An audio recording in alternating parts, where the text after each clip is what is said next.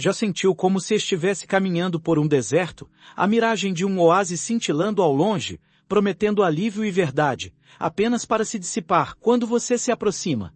E se a realidade que você conhece, as certezas que guiam seus passos, fossem também miragens, construções elaboradas, narrativas impostas que obscurecem a verdadeira natureza das coisas? Essa é a porta de entrada que o pós-estruturalismo nos convida a atravessar. Mas, antes que o medo da desorientação nos paralise, respiremos fundo. Não estamos aqui para nos perdermos em um labirinto de palavras complexas e teorias abstratas. Pelo contrário, nosso objetivo é desmistificar, tornar acessível, aplicar o pós-estruturalismo à vida que pulsa em nós a cada instante.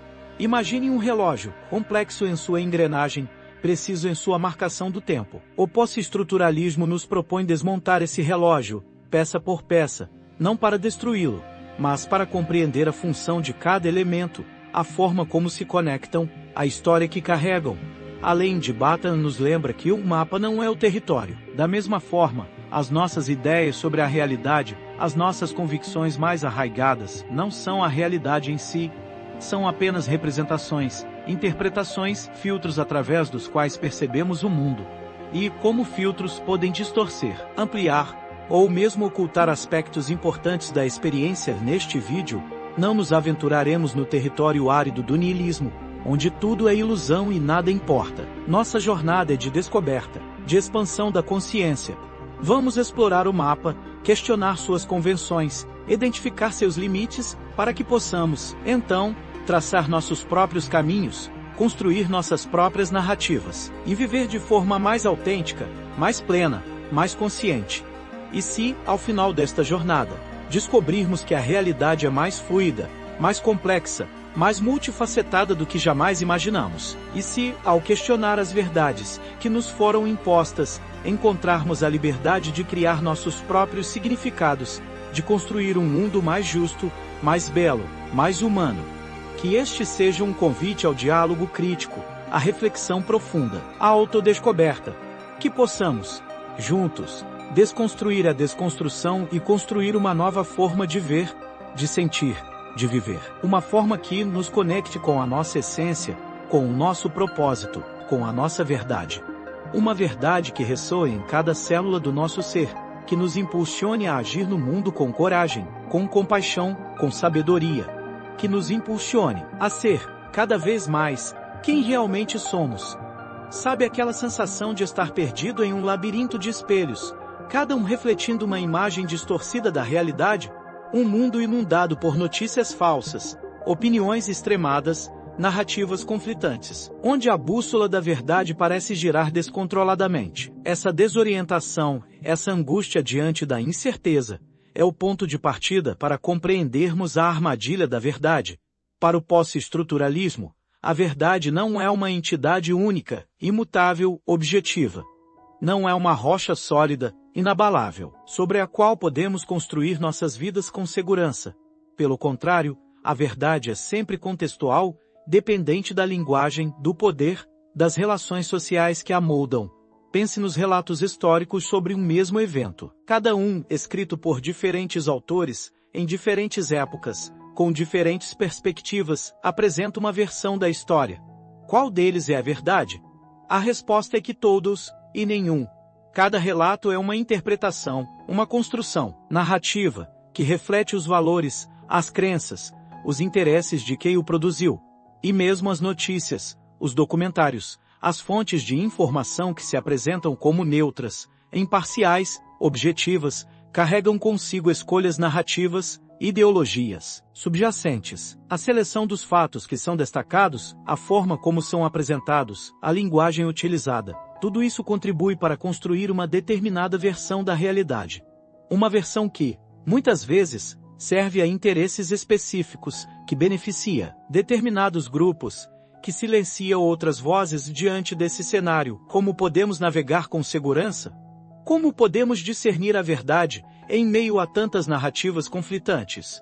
O primeiro passo é reconhecer que a neutralidade é um mito. Não existe uma perspectiva totalmente objetiva, imparcial, desinteressada. Todos nós vemos o mundo através das lentes de nossas próprias experiências, de nossos próprios valores, de nossas próprias crenças. Para exercitar o pensamento crítico, propõe um pequeno exercício. Escolha uma notícia, uma postagem de mídia social, um artigo de opinião que tenha chamado sua atenção. Analise-o com cuidado, questionando cada afirmação, cada argumento, cada imagem. Quem se beneficia dessa narrativa? Quem é silenciado? Quais são as suposições subjacentes? Quais são os vieses implícitos? Lembre-se, a verdade não é uma rocha sólida, mas sim um rio em constante fluxo, moldado pelas margens da linguagem e do poder. E, como navegantes desse rio, precisamos estar atentos às correntezas, aos redemoinhos, aos obstáculos que podem nos desviar do nosso curso. Precisamos desenvolver a capacidade de questionar, de duvidar, de pensar por nós mesmos. Precisamos, enfim, de construir a nossa própria verdade a partir da nossa própria experiência, da nossa própria reflexão, da nossa própria consciência. Uma verdade que nos liberte, que nos empodere, que nos impulsione a agir no mundo, com coragem, com compaixão, com sabedoria. Já sentiu o peso da expectativa, a pressão sufocante para ser autêntico, para ser verdadeiro consigo mesmo, enquanto se sente perdido em um mar de demandas externas, de padrões impostos, de imagens idealizadas? Essa angústia, essa busca incessante por uma identidade fixa, coerente, genuína, nos leva a questionar a própria natureza do eu. Para o pós-estruturalismo, o eu não é uma essência inata, uma alma imutável, um núcleo duro que define quem somos em todos os momentos e em todos os lugares. Pelo contrário, o eu é uma construção social, um produto das interações que estabelecemos com os outros, das narrativas culturais que internalizamos, das expectativas que projetam sobre nós. Michael Foucault, com sua análise perspicaz dos mecanismos de poder, nos revela como somos constantemente vigiados, avaliados, moldados pelas instituições, pelas normas, pelos discursos dominantes. Essa vigilância constante, internalizada em nossa própria consciência, nos leva a nos autocensurarmos, a nos conformarmos, a representarmos papéis que nem sempre refletem nossos desejos mais profundos. E, nesse processo, acabamos por usar máscaras. Apresentamos diferentes versões de nós mesmos em diferentes contextos sociais. No trabalho, somos o profissional competente e dedicado. Na família, somos o filho, o pai, o cônjuge amoroso e responsável. Com os amigos, somos o companheiro divertido e leal. Essas máscaras não são necessariamente negativas. Elas podem ser formas de nos adaptarmos às diferentes situações, de protegermos nossa vulnerabilidade, de facilitarmos a convivência social. O problema surge quando nos identificamos demais com essas máscaras, quando nos esquecemos de quem somos por trás delas, quando perdemos o contato com a nossa própria autenticidade, para nos reconectarmos com o nosso eu mais profundo. Proponho uma técnica de reflexão. Pegue um diário, um caderno, um espaço onde você possa escrever livremente, sem julgamentos, sem censuras. Explore os diferentes eus que você apresenta em diferentes situações. Quais são as expectativas que o influenciam? Que partes de si você reprime? Que máscaras você veste? Não se preocupe em encontrar respostas definitivas, em definir uma identidade fixa e coerente. O objetivo é apenas observar, reconhecer, acolher a complexidade e a fluidez do seu ser. Lembre-se, o eu não é uma estátua imutável, mas sim um camaleão, adaptando-se às cores do ambiente, expressando diferentes nuances de sua personalidade. E, ao aceitar essa fluidez, essa multiplicidade, podemos nos libertar da pressão de sermos autênticos de uma forma única e predefinida. Podemos nos permitir experimentar, explorar, transformar, sem medo de perdermos a nossa essência. Porque, no fundo, a nossa essência não está em uma identidade fixa, mas sim na capacidade de nos adaptarmos, de nos reinventarmos, de nos tornarmos quem quisermos ser. Já se sentiu frustrado ao tentar expressar seus pensamentos, seus sentimentos, suas experiências, e perceber que as palavras sempre falham em capturar a complexidade, a riqueza, a nuance do que você realmente quer dizer, como se a linguagem fosse uma prisão, limitando sua capacidade de se comunicar, de se conectar, de se fazer entender. Para o pós-estruturalismo, a linguagem não é um instrumento neutro, transparente, que simplesmente reflete a realidade. Pelo contrário, a linguagem é um sistema complexo de signos, de símbolos, de convenções, que moldam a nossa percepção, que influenciam o nosso pensamento, que constroem a nossa realidade. Ferdinand de Saussure, um dos pais da linguística moderna, nos ensinou que a linguagem é um sistema arbitrário de signos, ou seja, não há uma relação natural, necessária, entre a palavra e a coisa que ela representa. O significado de uma palavra não está nela mesma, mas sim na sua relação com outras palavras, no contexto em que é utilizada, nas convenções sociais que a definem. Jacques Derrida, levando essa ideia um passo adiante, introduziu o conceito de différance. Essa palavra, que combina os verbos diferir e adiar em francês, expressa a ideia de que o significado nunca está totalmente presente, mas sempre adiado, sempre dependente de outras palavras, sempre em constante mudança. Imagine que você está tentando definir a palavra amor. Você pode recorrer a dicionários, a poemas, a canções, a filmes, a experiências pessoais. Mas, em cada uma dessas fontes, você encontrará diferentes significados, diferentes conotações, diferentes interpretações. E, mesmo que você consiga elaborar uma definição que pareça satisfatória, ela estará sempre incompleta, sempre sujeita a questionamentos, sempre aberta a novas nuances. Para exercitar a desconstrução linguística, proponha um pequeno desafio. Escolha uma palavra, um conceito, que seja importante para você. Pode ser amor, sucesso, felicidade, justiça, liberdade. Explore seus diferentes significados, suas diferentes conotações, suas diferentes implicações. Quem define esse termo? Quais são os seus critérios? Quais são os seus interesses? Lembre-se, a linguagem não é uma janela transparente para a realidade, mas sim um labirinto de espelhos, refletindo e distorcendo a imagem, criando ilusões, gerando ambiguidades. E como exploradores desse labirinto, precisamos estar atentos às armadilhas, aos becos sem saída, às falsas pistas que podem nos desviar do nosso caminho.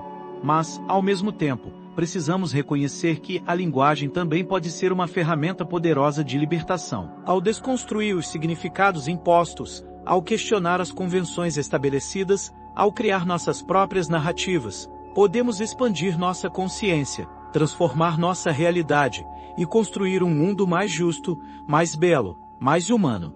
Que possamos, então, decifrar o código da linguagem, para que ela deixe de ser uma prisão e se torne um instrumento de liberdade, de expressão, de conexão, de transformação. Que possamos usar as palavras com sabedoria, com responsabilidade, com amor. Que possamos, enfim, nos tornar os autores da nossa própria história, os criadores da nossa própria realidade.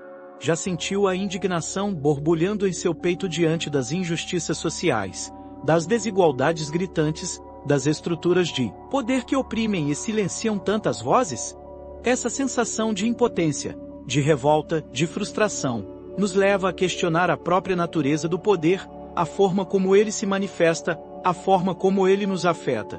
Para o pós-estruturalismo, o poder não é apenas uma força repressiva, que impede, que proíbe, que pune. Pelo contrário, o poder é também produtivo, criativo, constitutivo. Ele molda o nosso conhecimento, as nossas práticas sociais, as nossas identidades, as nossas relações. Michael Foucault, em suas análises minuciosas das instituições sociais, nos revelou como o poder e o conhecimento estão intrinsecamente ligados. Ele demonstrou como o conhecimento não é neutro, objetivo, imparcial, mas sim produzido no interior das relações de poder, e como, por sua vez, o conhecimento legitima e reforça as relações de poder. Pense na história da loucura. Foucault nos mostrou como a loucura não é uma condição natural, inerente ao indivíduo, mas sim uma construção social, definida pelo discurso médico, pelas práticas psiquiátricas, pelas instituições de controle. E como essa definição da loucura serviu para marginalizar, para excluir, para oprimir aqueles que não se encaixavam nos padrões da normalidade. Da mesma forma, as escolas, os hospitais, as prisões, as fábricas, as igrejas, são locais de exercício de poder e produção de conhecimento. Cada uma dessas instituições impõe normas, valores, regras, que moldam o nosso comportamento, que influenciam o nosso pensamento, que definem o que é considerado certo e o que é considerado errado. Quais são as normas e os valores que essas instituições impõem? Quem se beneficia dessas normas e desses valores? Quem é excluído, marginalizado, oprimido por eles? Ao questionarmos essas instituições, ao desconstruirmos os seus discursos, ao revelarmos os seus mecanismos de poder, podemos nos libertar da sua influência, podemos resistir à sua opressão, podemos construir alternativas mais justas e equitativas. O empoderamento através da desconstrução não é um processo fácil, rápido ou indolor. Exige coragem, exige honestidade, exige compromisso. Exige que questionemos as nossas próprias crenças, os nossos próprios valores, os nossos próprios privilégios. Exige que nos coloquemos no lugar do outro, que escutemos as vozes que foram silenciadas, que nos solidarizemos com aqueles que sofrem. Lembre-se, o poder não é um monólito impenetrável, mas sim uma teia complexa de relações, onde todos nós estamos, de alguma forma, implicados. E, como participantes dessa teia, temos a responsabilidade de tecer novos fios, de criar novas conexões, de construir um mundo onde o poder seja exercido de forma mais justa, mais equitativa, mais humana. Um mundo onde todos tenham a oportunidade de expressar a sua voz, de realizar o seu potencial, de viver a sua vida em plenitude. Já sentiu o medo paralisante, a vertigem do abismo, ao questionar todas as suas certezas, ao ver desmoronar os pilares que sustentavam a sua visão de mundo? Essa sensação de niilismo, de desesperança, de vazio existencial, pode ser assustadora, pode nos levar a questionar o próprio sentido da vida. Mas o pós-estruturalismo não é um convite ao niilismo, à destruição, ao caos. Pelo contrário, é uma ferramenta de libertação, de expansão da consciência, de criação de novas possibilidades. A desconstrução não busca destruir o significado, mas sim abrir espaço para novas interpretações, para novas narrativas, para novas formas de viver. Ao reconhecermos que a realidade é contingente, que a verdade é contextual, que o conhecimento é construído, nos tornamos mais responsáveis pelas nossas escolhas, pelas nossas ações, pelas nossas relações. Não podemos mais nos esconder atrás de verdades absolutas, de dogmas inquestionáveis, de autoridades incontestáveis. Precisamos assumir a responsabilidade de criar o nosso próprio significado, de construir o nosso próprio caminho, de viver a nossa própria vida. E, nesse processo, precisamos aprender a conviver com a ambiguidade, com a incerteza, com a complexidade do mundo. Não podemos buscar soluções fáceis, respostas definitivas, fórmulas mágicas. Precisamos abraçar a dúvida, a experimentação, a abertura ao novo.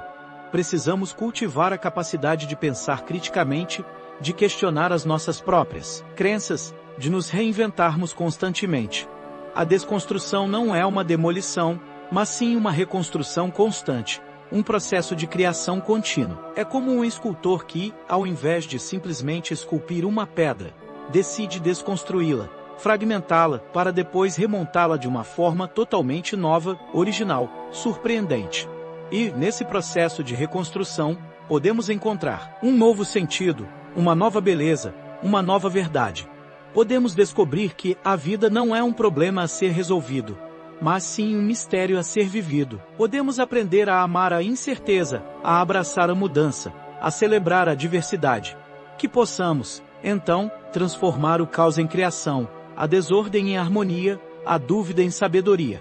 Que possamos encontrar significado na desconstrução, não como um fim em si mesma, mas como um meio de nos libertarmos das amarras do passado, de construirmos um futuro mais justo, mais belo, mais humano. Um futuro onde todos tenham a oportunidade de expressar a sua voz, de realizar o seu potencial, de viver a sua vida em plenitude. Um futuro onde a desconstrução seja uma ferramenta de empoderamento, de transformação, de amor. Voltamos, então, à pergunta que nos impulsionou nesta jornada. E se tudo o que você considera real fosse apenas uma construção social? Uma narrativa imposta, um filtro através do qual você percebe o mundo? Ao longo desta exploração do pós-estruturalismo, mergulhamos nas profundezas da linguagem, do poder, da identidade, desconstruindo as verdades que nos foram transmitidas, questionando as certezas que nos aprisionavam. E, talvez, em alguns momentos, tenhamos nos sentido perdidos, desorientados, ameaçados pela vertigem do abismo, mas, como vimos, o pós-estruturalismo não é um convite ao niilismo, à desesperança, à inação. Pelo contrário, é um chamado ao pensamento crítico, à ação responsável, à construção de um futuro mais consciente.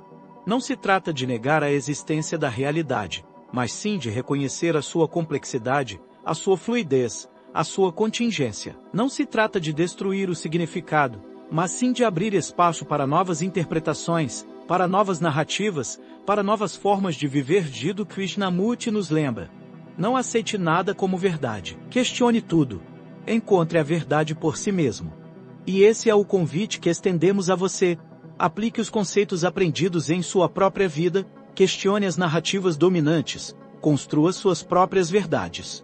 Desconstrua as expectativas que o limitam, as crenças que o aprisionam, os padrões que o oprimem. Reconecte-se com a sua essência, com os seus valores, com o seu propósito. Assuma a responsabilidade de criar o seu próprio significado, de construir o seu próprio caminho, de viver a sua própria vida. Lembre-se, o futuro está em nossas mãos. Não podemos esperar que outros o construam por nós. Precisamos agir, precisamos nos engajar, precisamos nos comprometer com a construção de um mundo mais justo, mais belo, mais humano. Vamos construir esse futuro com consciência, com responsabilidade, com coragem, com compaixão, com amor. Vamos construir um futuro onde todos tenham a oportunidade de expressar a sua voz, de realizar o seu potencial, de viver a sua vida em plenitude. Um futuro onde a desconstrução seja uma ferramenta de empoderamento, de transformação, de libertação. Um futuro onde a verdade seja uma busca constante, um diálogo aberto, uma construção coletiva. Um futuro onde a esperança floresça, em cada coração, onde a luz brilhe em cada olhar, onde a vida seja celebrada em cada instante.